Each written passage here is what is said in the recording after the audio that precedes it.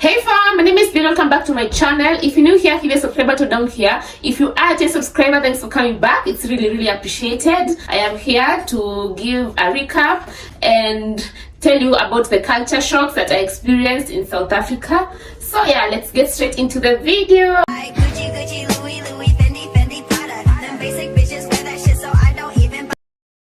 Is how nice everyone in South Africa is. Like when I landed in Joburg, everyone was like, oh my god, it looks so nice, it's so beautiful. And trust me, I had not even put any effort into how I looked. Like I just had a wig that I had installed myself and no makeup. Yeah, so when I went into the washroom, the girl that was washing there was like, oh my god, who did your hair? And I'm so sure it was not looking so nice, but it's a good culture to appreciate people. Joburg is so developed. Like when I got there, if you understand. So I have wanted to go to South Africa for a very long time, and I was not disappointed at all. So vehicles are so new in South Africa. I'm guessing it's because they have a car assembly. Like you not find very many old cars like you would find in Nairobi. Yeah, almost everyone who has a car is new. It's not old. Even the public transport. So for the public transport, they have something we call BRT, a project that was never completed in Kenya. That is what they are using there. So cute. For the normal public transport, we have public taxis. And what I liked about the public taxis is, one, they are so new. Two, they don't stop and wait for people to fill the car. Like they just stop at different spots on the road, and if there's no one, they just move along. They just don't wait like until it becomes full, so you save up on time. Though I was being told by another girl who lives there that this public transport, they won't take you like exactly where you want to go to. Yeah. Another thing that shocked me, guys, I was shook. People follow traffic rules. If you have been to Nairobi, you know no one follows traffic rules. Like you can be on the road alone in South Africa, and when the traffic light says it's stop, they stop. Yeah, I was told it's because they have very many cameras on the road. But in Nairobi, people don't follow traffic rules, and I don't like that. So because people follow traffic rules there, traffic is less. And because of the automation and the development there, when there's traffic in a certain route, you'll be warned by another route. Like there are displays on the road, there'll be like congestion on this route and route. Expect a delay of like 5 minutes, 10 minutes. And then, you know, the way in Kenya we have like Kenya number plates. Like when you see this car, you'll be like, it's from Kenya. There, the number plates are per as the province, so you will identify a car in South Africa from the different provinces. Yeah, fuel is the same price as Kenya, in as much as, well, their currency is stronger than ours. So I think we cannot compare the price of things very much. But when I converted the price of fuel there and here, I got almost the same place. Official languages, they have 14 official languages, and the most common language is English. But these 14 official languages, the shocking thing was like they understand each other.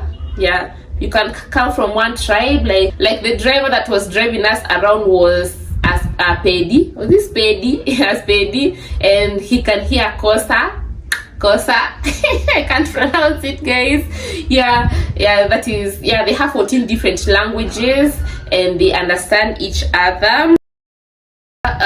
Beautiful estates. Yeah, even in the places that they claim are not so posh, they have beautiful estates. We do not have like 10-story estates where people live. I think it's because Joburg is so big, so they have space to build places to live, so you don't have to have 5th floor, 10th floor on estates, and all the estates are like gated.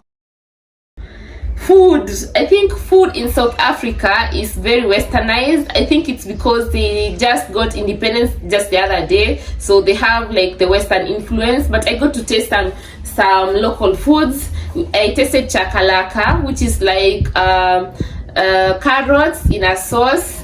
Yeah, I also tasted pap, which is like Kenyan ugali. I also tasted what else did I have that was common there? Something they call couscous. It tastes like rice, but it's not rice. Yeah, and something that I didn't like about their food is the fact that they like raw meat. Yeah, not raw, like if you order for meat, if you don't specify, they'll automatically bring medium rare. I think they should be asking. That is something I didn't like. Fine dining in South Africa is like fine dining with all the etiquettes of fine dining that we see on TV. You are treated so well. Yeah, in Nairobi we have nice restaurants. I have done some fine dining here and there, but I liked the way we were served when we went to a restaurant in Nigeria. Manifesting, we're going to go to Nigeria soon. When I went to South Africa, it was called Cream. It's in Monte Cassino. Yeah, and it was just really nice. I really enjoyed it. If you have watched the vlog, you have seen how everything went down. It was so nice. So the health system there, it's nice. We have Chris Baragwanath Hospital, which is like the 7th largest hospital in the world. It's so big, guys. Like, it houses 429 buildings. Yeah, it's so big. We went to the lab, we got to explore the lab and their health system, and you can say they are quite developed as compared to Kenya, and they have more equipment. Yeah, if you come to most of Kenyan hospitals, you'll hear people send samples to South Africa, yeah, because they have the equipment, yeah, and they are quite developed. And if you go to Joburg, then you don't go to Soweto, you have not traveled. So we went to Soweto, and guys, I am here to disappoint you. Soweto is not as bad as they make it seem. We have big malls in Soweto, we have a KFC in Soweto, we have a McDonald's in Soweto, we have a big mall in Soweto. Soweto ni permanent houses that have been built, and most of them have DSTV, they have water, they have, like, it's not as bad as they make it seem. And it's not because there's no space to build. Joburg has very big empty lands. So yeah, we cannot compare Soweto to our Kibera. We felt like Soweto karibie our Eastlands. Yeah, uko Pipeline. Even Pipeline, I think, is kind of worse than Soweto. But yeah, so Soweto is not as bad as they say. Alcohol and chocolates, very cheap. Wine, very cheap. So I do not understand how we'll get wine from South Africa at a very cheap price than it gets here in Kenya. I think it's because of the customs or something. But when things get here, imported things get here, they get really expensive. But yeah, I was so disappointed. I could not carry as much wine as I wanted. But we experienced. I carried some chocolates, yeah, and snacks there, quite affordable, and we have varieties. There's no big difference between Nairobi and Joburg, apart from the things that I have talked about. But if I was to compare Nairobi and Joburg, where would I live? I have not talked about insecurity. So when we just got into Joburg, even at the airport, they were saying, oh, take care of yourself, you're not responsible if you get robbed. Yeah, and you can't, like, if you're a girl or just anyone, you can't just walk around Joburg, just walk in. That is one thing that I didn't like at all. Like, they have this beautiful city, but you can't walk around to see it because you get robbed.